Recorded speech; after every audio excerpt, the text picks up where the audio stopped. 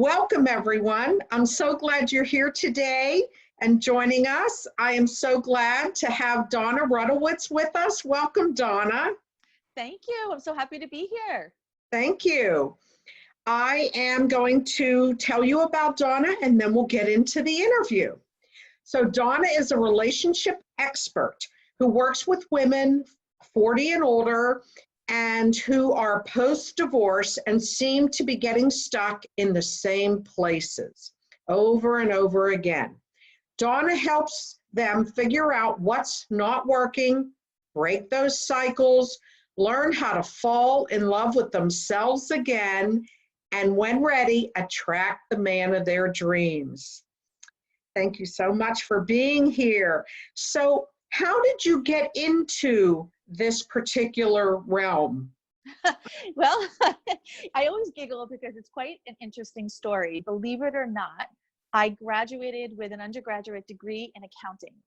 So it's very different than this. And what I quickly realized, though, is when I began working in accounting, I realized it just wasn't for me, right? I just knew immediately, inherently, I'm a person that looks for things that are right. And accounting generally is a career you're looking for things that are wrong, right? So right there, that wasn't a match. And then when I was in my little cubicles, and you really weren't talking to people, I knew immediately, I'm like, okay, this is not for me. So I generally began to move in a career direction that was geared towards people. So client service, management, working with people one-to-one, and then moving into client service, customer service, then sales, and then moving up to a director of strategic management with people. So I've always been around people. And I like to say that I've been coaching probably before there was a term for it, the coaching term. But what got me specifically into this area of business was about 13 years ago, I went through my own divorce. And it was in a space that I never thought I would be. As a matter of fact, I married my husband because before we were married, it was our commitment that he didn't want to be divorced. He came from a divorced family. I came from a family that wasn't divorced, but we had a history of divorces through the family. And we saw how the magnitude of how that could really affect the person as well as everybody that's involved in it. So that was our agreement. But life happens, things happen. And then I found myself in this place. And what I realized in the divorce world is there's so much focus on anger and negativity and frustration, even when you go to speak with your lawyer. And I love divorce lawyers because there's some really great ones out there. But when you go in and you tell them what the situation is, they're like, yeah, we're going to get him or we're going to get her and we'll take him for every end. And you're like, oh my God, right? And then when you start talking to people, you let them know it's number one, the shame sometimes surrounding it. It's hard to speak to people that you're going through this because there's this internal belief of what it may be failure or that there's something, that you couldn't make this work or whatever those internal beliefs are. And when you begin to speak to people, people don't necessarily refrain from telling stories. Oh, my aunt, she went through a divorce. She lost everything. She's on the street living, badly. I'm like, oh my God, like this is great. So I started getting into this place of understanding that there's got to be a different way. So I began to delve into the realm of self-help, of understanding human behavior, on a self-taught, right? So I would spend hours. I would bring my kids in their stroller, pop them in, but this is before iPad. So I really kind of have to give myself credit because I kept them occupied for hours in Barnes and Noble and Borders bookstore at the time. And I would just read and read and read and read. I just delved into it. Any seminar I could get on human behavior. And I began to sort of go into that realm where I began to be mentored by some really incredible people on the circuit of that self-development. So I started going on my spiritual journey, on this journey. And then I decided to myself, I'm like, okay, as I'm beginning to help people now, I started doing consulting and working one-to-one with people. And I realized that people got to a block and I realized I needed to help them how to get out of that block. So there's two pieces. One is I needed to create a different story around the divorce area, that it doesn't have to be horrible. It doesn't have to be a tsunami. You don't have to get caught in the fighting. You don't have to do anything. That you could actually choose to divorce gracefully, and you could choose to do it without the fighting. You don't have to be victimized. You don't have to take out the everything around you. That you could actually do it in a really wonderful, blessed way. as I began to do that, other people said to me, "Why, like, how are you doing this?" And I began to teach other people, because as they were going through their divorce, they wanted to know how I did it. So I began to teach them. So anyway, long story short, what I realized is, as I began to develop this process called Divorcing Gracefully, is that inevitably there was a piece of a person that just wouldn't necessarily, there would be a block and I wouldn't be able to help them. So I took a year and I delved back into how could I truly help people pass their block. And I realized that going as a psychotherapist was going to be my route. So I researched what I needed to do, went back to school for 2 years, got my master's degree in psychotherapy, and became a psychotherapist, which helped me, to help people. So over the years, this is what I do. So I help people manage through divorce. I help people post-divorce.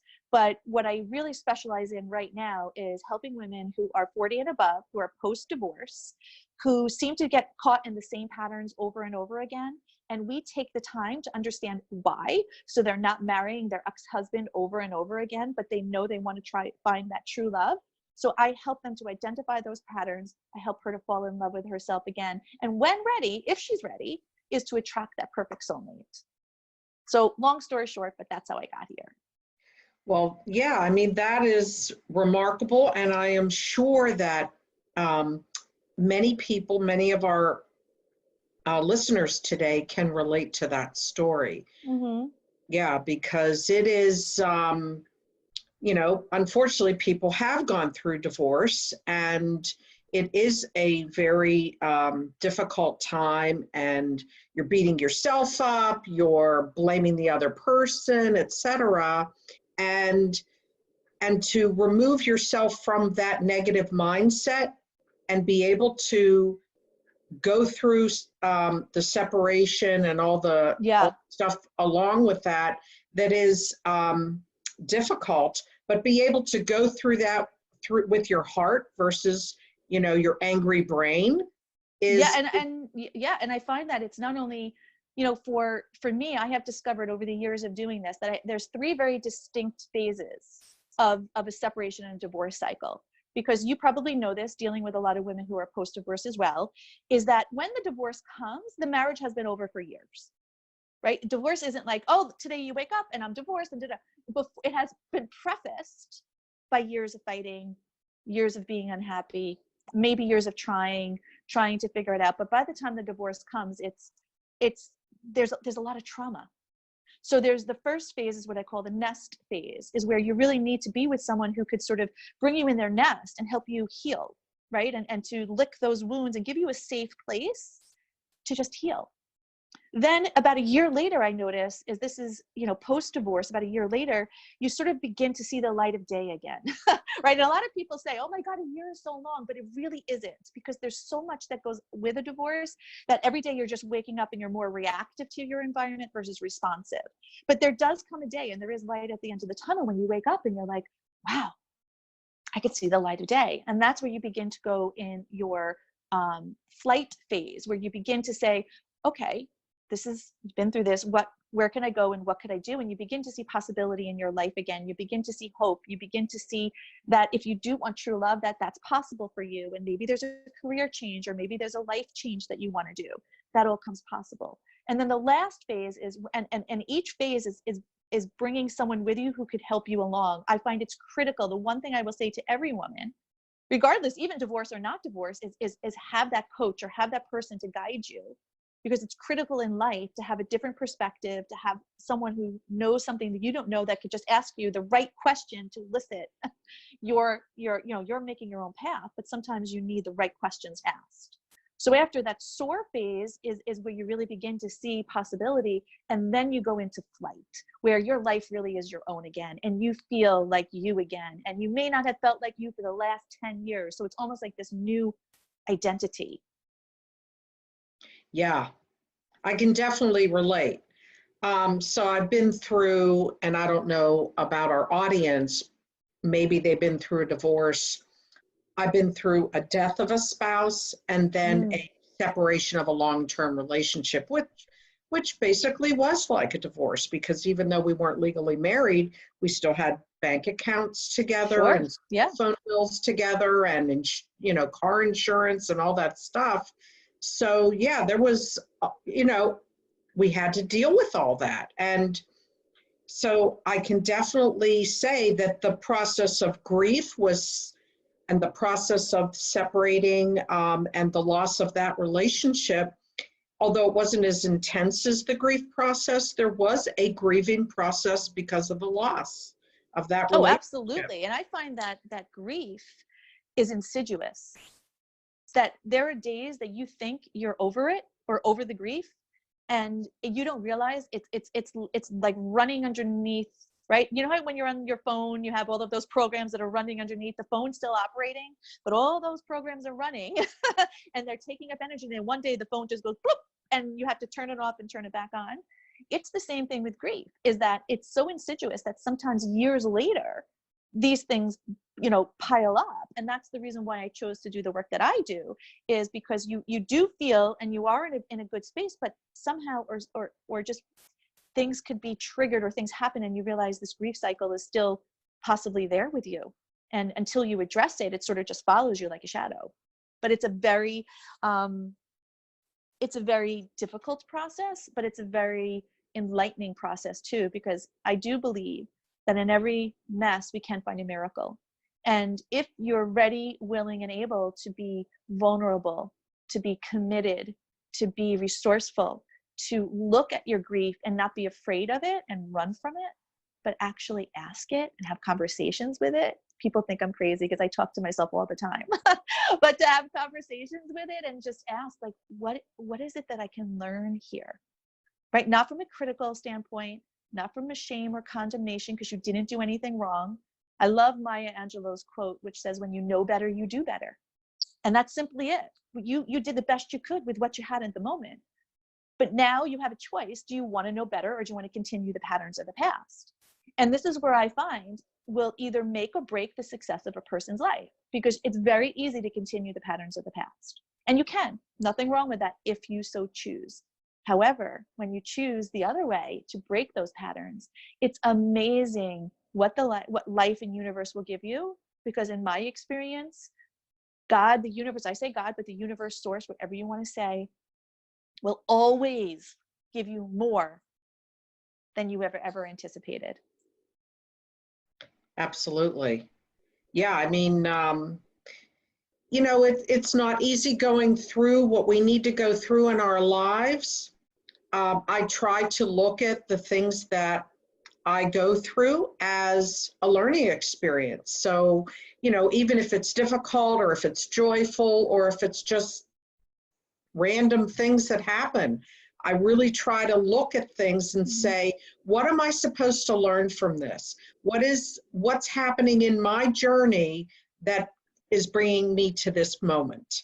Well, I love you say learning experience, because that's what it's all about. Yeah. Our soul's path, and this again is my own belief, right? Is that I believe we each have an individual soul's path. That when we come here and we're living in this human body and we're on earth, is that there's a reason why we're here. And every experience and everything that's happening to us and for us, right? So good and bad and the like, is all to elevate our soul's journey. There's nothing lost, right? Like I love the zero waste movement with, you're choosing the right products and food and things because we're looking for zero waste. It's the same thing with our life. There's zero waste. Everything is used for our soul's journey and our soul's path. And I find that the struggle, or that gap, I often say that when one door closes, another one opens, but it's hell in the hallway.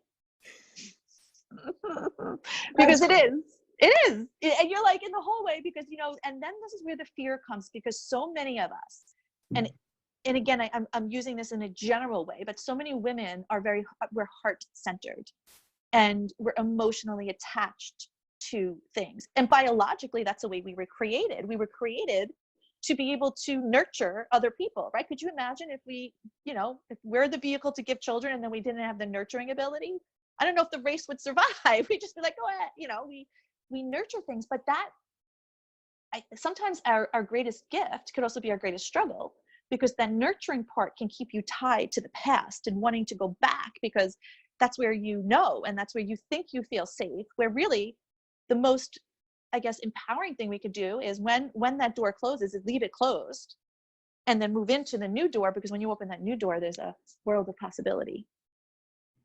Yeah, I mean, everything you've just said is exactly my own thought process. And I think that I think it's a very healthy way to look at one's life and to make a choice to continue to learn and elevate oneself in life.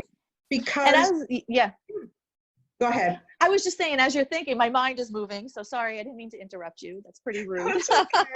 But my mind is like bubbling, because I give this one exercise. So in the program that I run, I work together with women for 12 weeks, right? But in this program, there's one exercise that I give them. And can I share it with you? Because I think it could be helpful for your viewers.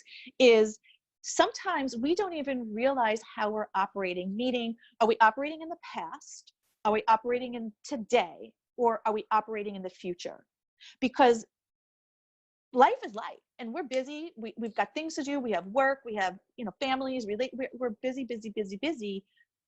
That we don't often just take a moment to assess. And not only that we just take a moment, I don't even know if people even realize and know how to, or realize that they have permission to do this, right?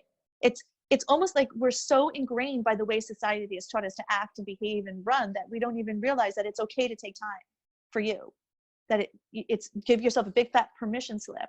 But you need to know where you're operating from first. So I have the women go through their house and look at pictures, look at objects, look at how they've decorated, what they've surrounded themselves with, both at their office if they're working, or in their home office, or their home. Do you have millions of pictures of the past? That means you're living in the past. Do you have things that are happening right now? Like, are all your pictures of moments that are happening in the moment? Then that means you're probably living more in the moment. Do you have like things on your wall, like visioning and boards and things? That means you're looking more in the future. So it's a perfect way to give yourself a wake-up call to say, wait a minute. I had to do that myself when I was going through, and I realized this process as I looked around my house, and I had pictures of, and I'm not saying you want to get rid of all your pictures of the past, right? But I was surrounded by it. And I said, wait a minute. I love my pictures. I chose a few that I really loved. But what I began to do is I began to put pictures of the moment, right? So you go to CVS, or you take that picture that's on your iPhone and you grab it, and I put it in a frame, and it was in the moment.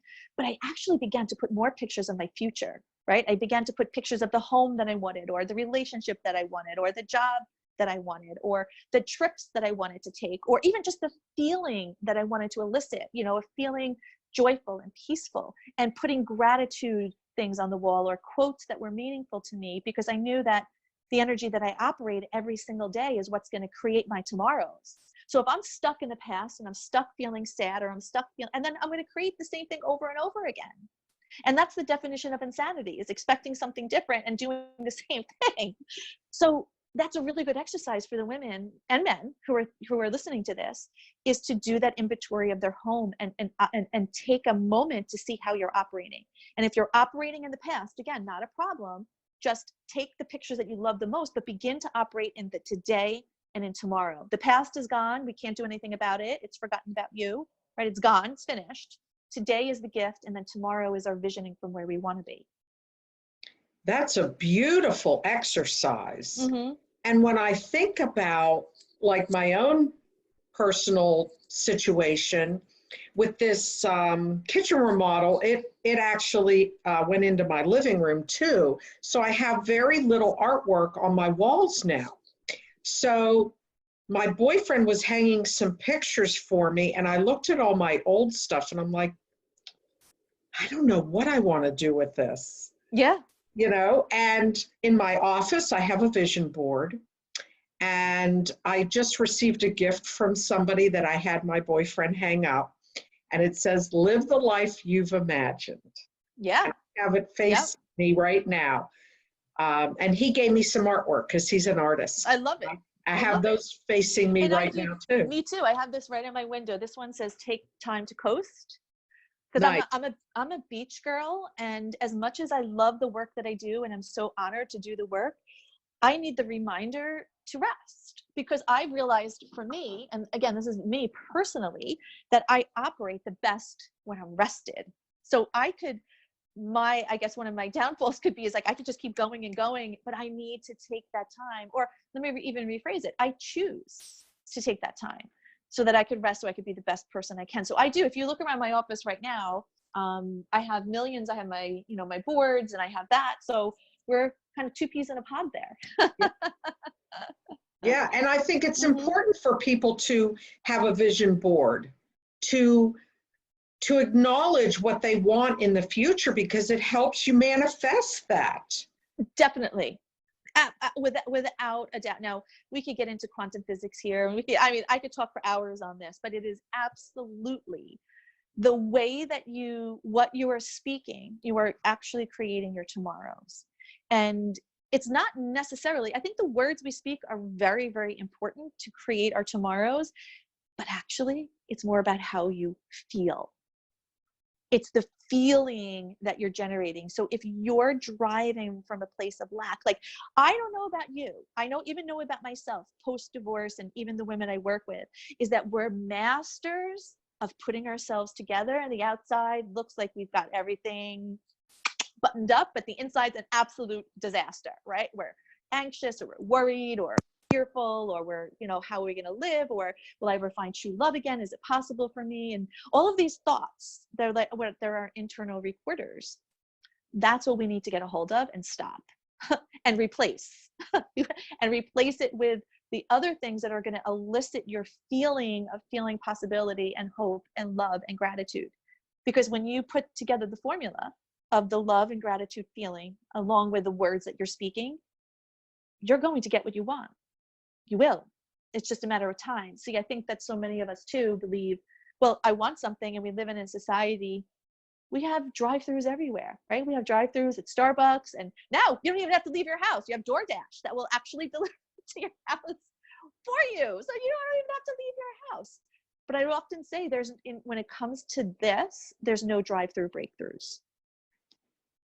And if that's what you're looking for, you're probably going to come up a little short, because dealing with the work on yourself isn't necessarily, I wouldn't say it's necessarily hard, but it can elicit emotion that you've been trying to protect for a long time. Yeah, I think people have a difficult time recognizing the things in their life that are not serving them. And it is difficult for many people to do that self-assessment and really look at what they're going through and why they might be going through that. It's definitely something I encourage, because we can get stuck in our past. Without a doubt. And I'm a big visualization person, so that's the way that I see things. And what I'll have you do even right now is to think about the feelings and the patterns of the past, and what you're stuck and what you're holding on to. Is, let's say you wanted to be an Olympic athlete, right? That's what you're signing up to be. You want to be an Olympic athlete because you've got it, you've got the body, you've got the speed, you've got everything to be the perfect person to make it for this. So now you're there, you're at the Olympic race. But what happens instead is they strap a backpack with a parachute attached to it. And the moment you take off, the backpack opens, but the parachute opens it. So you're trying to run and run and run, and everyone else is taking off. But meanwhile, you get caught in the drag, because you can't move fast enough, because you can't get out of your own way. Anywhere you move, there you are. And the more you run and you're trying to get rid of it, and you're trying to overpower it because you're thinking you can, you just can't overpower it until that moment where you're like, you know what, I'm done with this. And you take that off, and you take that backpack off, you get rid of that parachute that's been following behind you. And now think about the lightness and how much faster you can move forward. See, I think there's a misconception, is people think that it takes years to have transformations. And it does. There are certain transformations that do take years, but people underestimate the transformations they can make in a pretty short period of time. And that's what we need. We need these little wins to give us that little bit of of hope, like, oh, great, I got this little win. So you don't want to be setting goals that are so big for you. You want to be setting incremental goals that you could experience these little wins along the way. Right. Exactly. And get rid of the parachute right, because you don't need it exactly. anymore. It doesn't, it serves, and I love how you said that. It serves no purpose for you whatsoever. It really doesn't. It's been waiting to go. It wants to leave you. It wants to go on, and you're only keeping energy that's toxic, and you're only keeping energy that's going to slow you down, and you're only keeping energy that's going to prohibit you from really living the life you're meant to live today. Absolutely. Mm-hmm. I mean, I hope that what you're saying is resonating with our audience. It certainly is resonating with me. And whenever I feel something holding me back from continuing my journey that I'm on, I sit down and I really think about, well, why am I not moving forward? What's going on? What's holding me back? Yeah. And I had that experience recently, and I really had to delve deep and figure out where my fear was coming from. And I was able to determine why I was feeling fearful. And once I identified it, I was able to release it and continue moving forward where I was being blocked. Well, I think that's the key thing, is the identification of it, right? So, for me, there's, I teach 5 shifts, right? And one of them, which is the same thing as the identification. It's acceptance, surrender, divine guidance, forgiveness, and then investing in a mentor. Those are the 5 shifts that anybody, and we could take those 5 shifts, believe it or not, and apply them to our industry, right? Or the work that we do. It could be applied to work that other people do. This is a model and a framework that can really kind of be taken and applied, but there really is that piece of identifying and accepting it, because there's resistance, then there's resistance, and then there's acceptance. And listen, we want to control things. I like to believe I'm in control of things, but I do know, I've learned now, and I've made enough mistakes to realize. And I finally was like, how, I don't know if you've had siblings, but when I was fighting with my brother, I would tap out. I'd be like, all right, I'm done. You got me. Like, I feel like I finally tapped out of this, and like, God, all right, source, you got me. I get it. I'm going to let you lead from here on in, because obviously what I've been doing hasn't been working the best for me. So I'm willing, ready, and able for you to kind of go over. But the moment that you get into acceptance, and I think there's a key distinction here, and maybe you could share what you think about this too. But the key distinction is, when you're accepting something, doesn't mean you're condoning, allowing, or refuting justice for someone. So let's say there was a wrong done to you, or that there was a disagreement, or you're not giving that person, place, or thing a free pass to say, okay, everything's gone, I'm just going to accept it. And there's still, if there needs to be justice, then there needs to be justice. If there still needs to be conversations, we still need to address it. But the difference is that you're not resisting it, you're allowing it to come in. So now you can do something about it, and you can make your plan of how you're going to address it. And actually, it goes back to this is not my monkey anymore. I give the monkey back to the circus. I don't want the monkey on my shoulder. Here, it's yours. Because all I know is that it's causing me stuff I don't want. Right. I mean, absolutely. And the way that I identify why we're fighting something and not willing to accept is the ego. Oh, yeah, definitely. So, yeah.